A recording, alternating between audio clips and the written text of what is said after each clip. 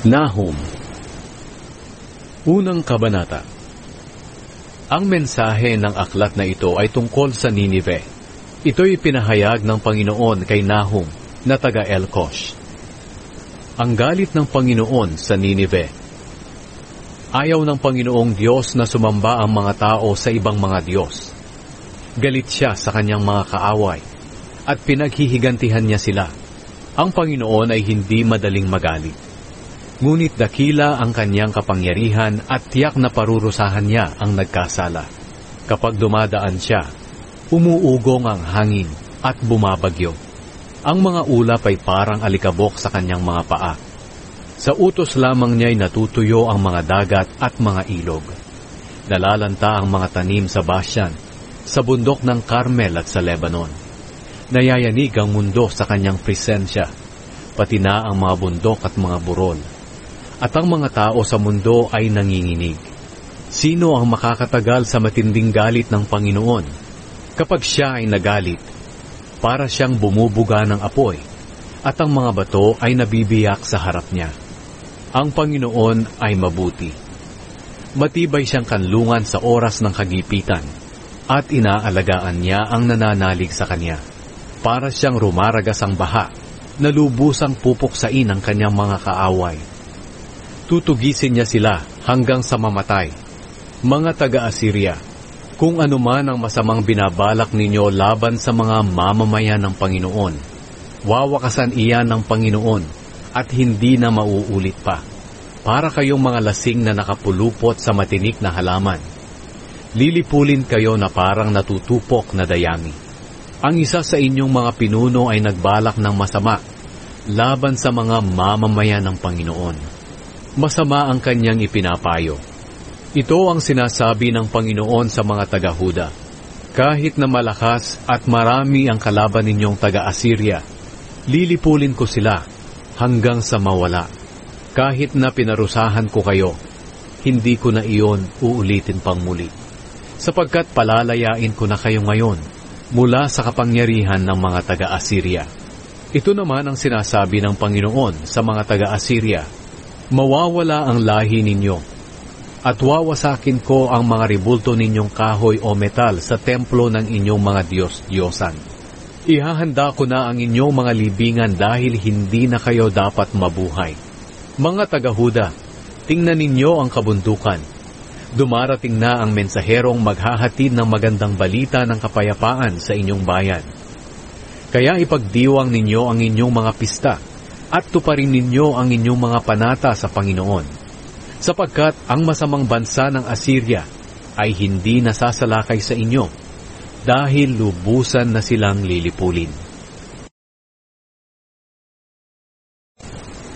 Ang pagkawasak ng Ninive.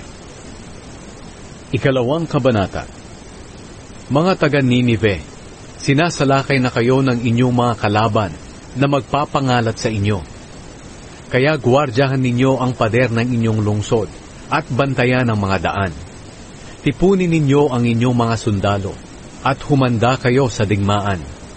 Kahit na nilipol ninyo ang Israel at Huda na parang mga tanim na ubas na pinatay, ibabalik ng Panginoon ang kanilang kapangyarihan. Pula ang kalasag at damit ng mga sundalo ng inyong kalaban. At sa oras ng kanilang pagsalakay, kumikislap ang metal ng kanilang mga karwahe at nagtatatakbo ang kanilang mga kabayo. Humahagibis ang kanilang mga karwahe sa mga lansangan. Paroot parito na sumusugod sa mga plaza. Nagliliwanag ang mga ito na parang sulo at kumikislap na parang kidlat. Inuutusan ng hari ang mga opisyal ng mga kawal. Nagkakandara pa sila papunta sa mga pader para maglagay ng mga pananggalang para sa mga sundalong wawasak ng pader. Mabubuksan ang mga pintuan ng inyong lungsod sa bandang ilog at magigiba ang palasyo. Naipahayag na, nabibihagin kayo at dadalhin sa ibang bayan. Uungol ang inyong mga utusang babae na parang kalapati, habang dinadagukan nila ang kanilang dibdib dahil sa kalungkutan. Ang mga taong tumatakas mula sa Ninive ay parang tubig na umagos mula sa nawasak na imbakan ng tubig. Ang mga tumatakas ay pinapabalik ng kanilang mga kasama. pero wala ni isa mang bumalik.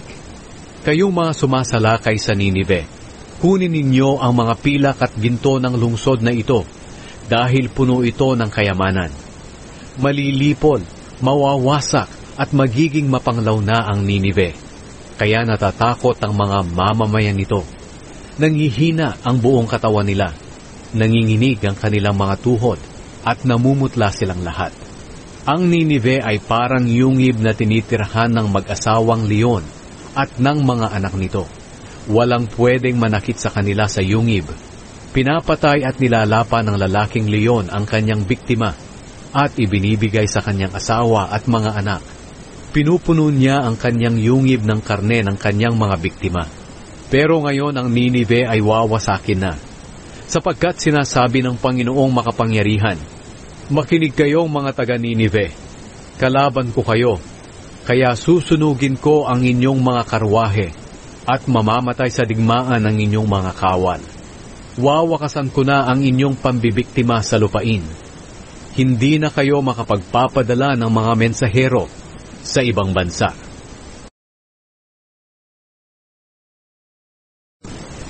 Kahabag-habag ang Ninive. Ikatlong kabanata. Kahabag-habag ang lungsod ng Ninive.